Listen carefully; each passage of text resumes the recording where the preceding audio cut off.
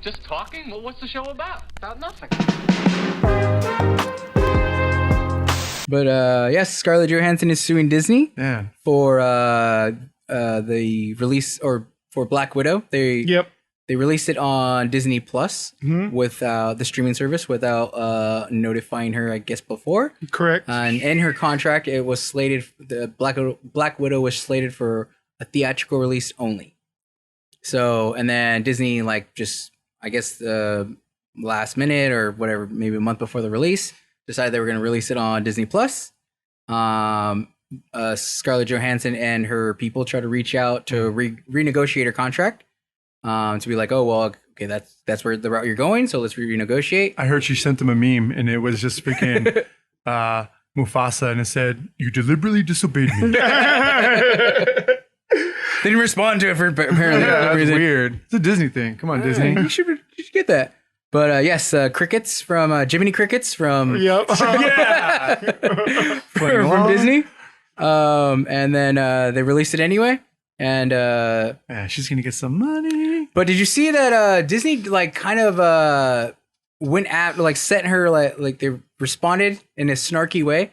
They're like they basically said that, you know, they're communicating with her now or something, but Miss Johansson has been paid $20 million, and so they basically put her salary out there so people can be like, oh well, she already got 20 million, so why is she going after more? Nah, get your money. Yeah. So besides the point. Yep.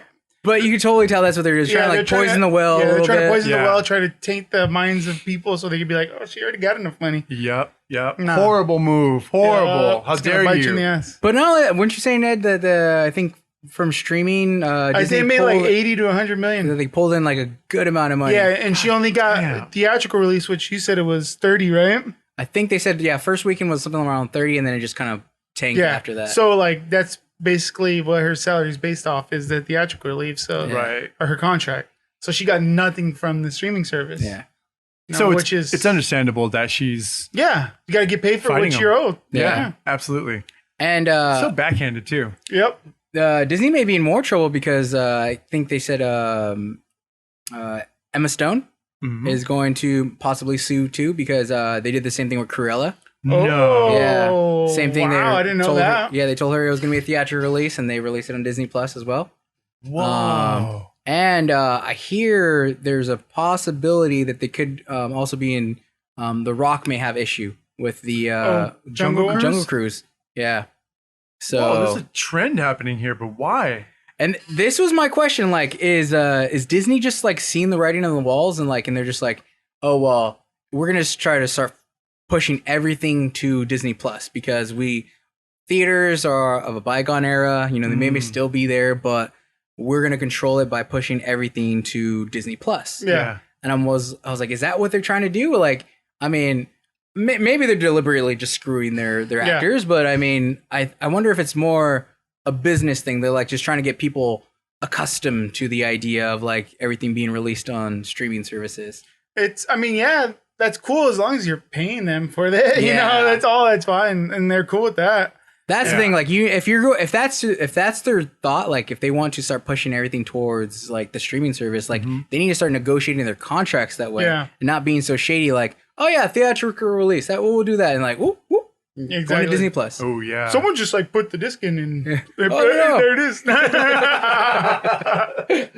So shady. Yeah. I can't believe it, man. So we'll see what goes on. Like, I guess they're in talks now. Like, so I don't know if there's going to be a settlement or something like that. I heard some people were kind of railing on Scarlett Johansson, saying like, "Oh well, she shouldn't get any money from from Disney Plus because basically they would be pulling money from other streaming movies that she didn't have a part of, and that revenue is going towards her." Yeah, and I was that like, doesn't make sense because her freaking face is in the film. Yeah, and well, no, I guess they were saying like Disney Plus, in order to pay her for the streaming content of just Black Widow, technically they would be. The revenue of all Disney Plus's library would be going to pay their actors for the streaming content, if that makes sense. So like the idea is like in order to afford to pay the actors out of from Disney Plus, they'd be pulling revenue from like other actors' pockets in a sense. That's That was one argument that I had heard. That doesn't make sense. Yeah, I was like, I don't think that's how business really works. Because each movie individually sells on Disney Plus, especially the new new features. Yeah, it's $30. So if you pay $30, that bank account for that film, accumulates to whatever millions that they fucking made. And that seems pretty easy. Like that film made this much, and she's asking for a little cut. See, and that was unless they just fucking set up a horrible business model, Well, the only way I could see that would make I don't think sense so, right? Fucking Disney. Yeah, no, they need to be smarter than that. Yeah, no, they are. The only way I could see that would work is if they put it on the streaming service for free. Mm-hmm. Like if they release Black Widow for free, like you can watch it in the theater or you can just watch it on Disney Plus. Kind of like how HBO Max is doing with Warner Brothers movies, where like they're in the theater, but you could also watch on HBO Max for free. Wow! So that was the only way I could see maybe that would, because they're it's on there for free, so there wasn't no extra revenue for it to be on Disney Plus. Mm-hmm. But you're right, since we actually have to pay for it, like it has its own revenue stream, its own revenue stream. Yeah, because you can separate the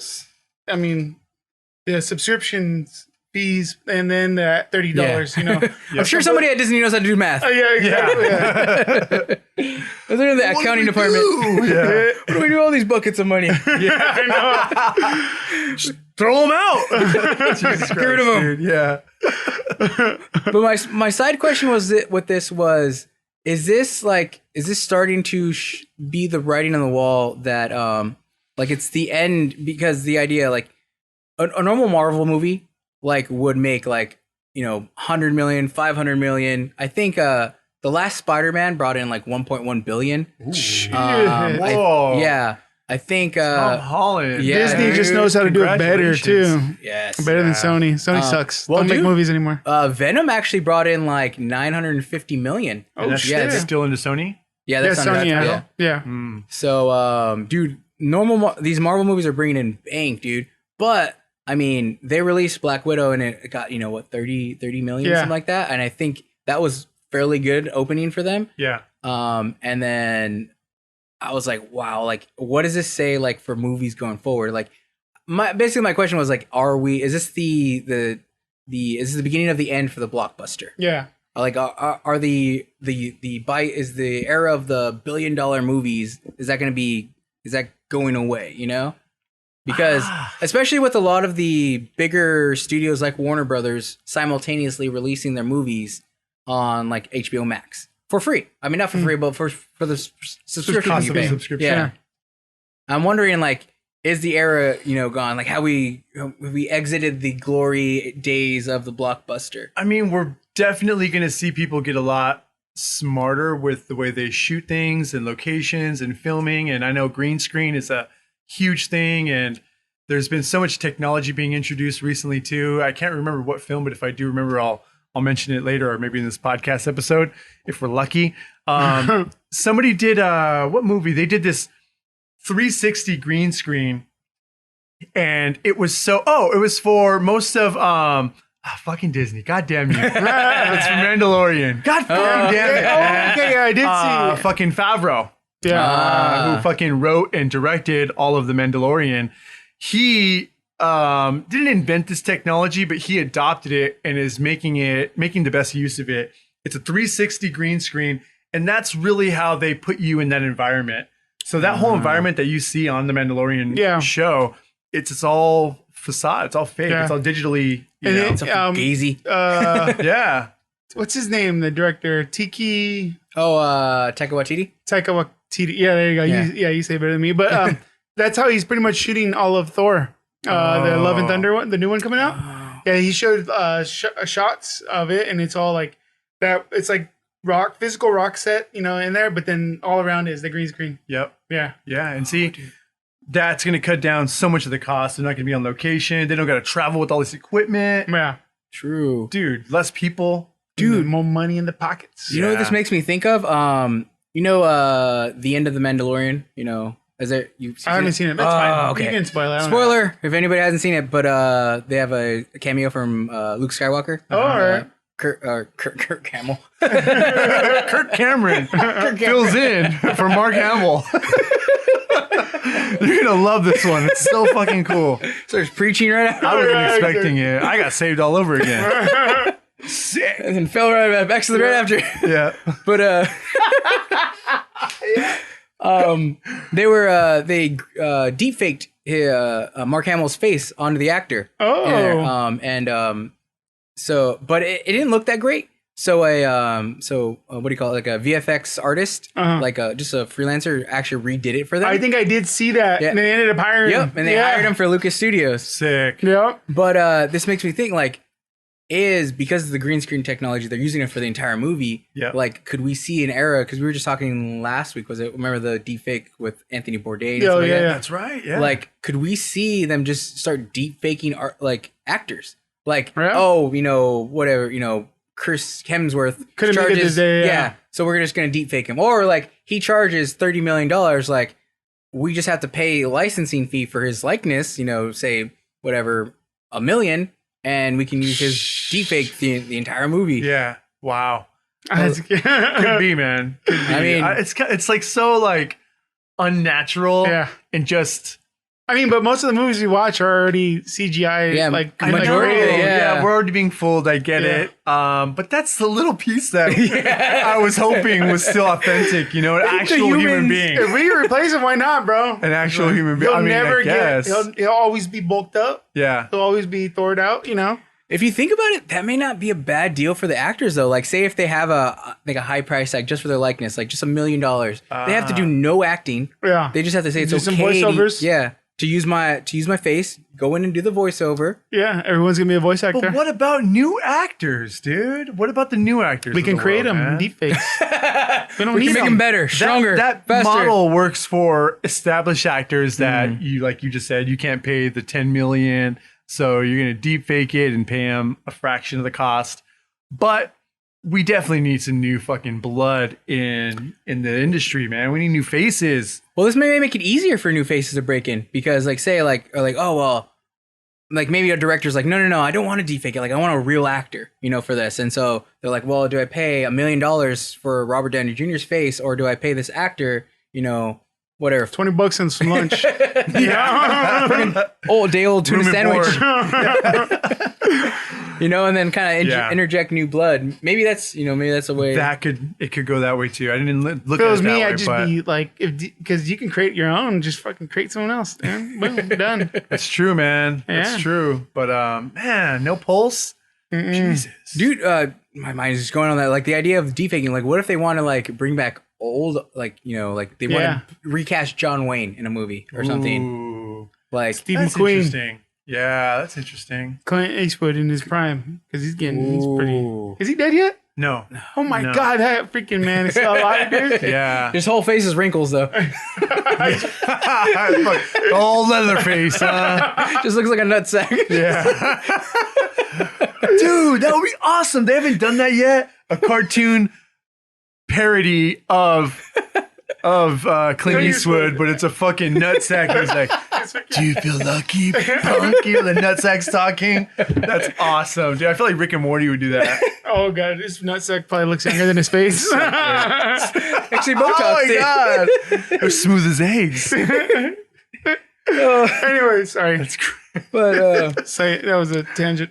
yeah, I mean, dude, the technology, I can totally see. Especially, it's only gonna get better, right? Yeah. So I mean, For sure. eventually, like, we're gonna see something like this happen.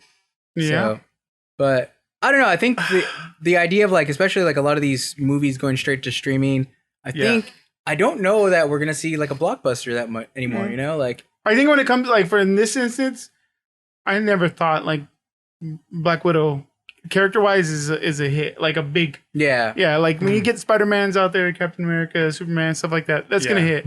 Yeah. dude, but think about it. Like, I mean, Venom. I didn't think it. But the thing is, Venom Ed's is saying it's because it's a girl. no. So it doesn't like really like translate the same Exactly. Okay, fame, that makes and more- just that- No, it's just like characters, right?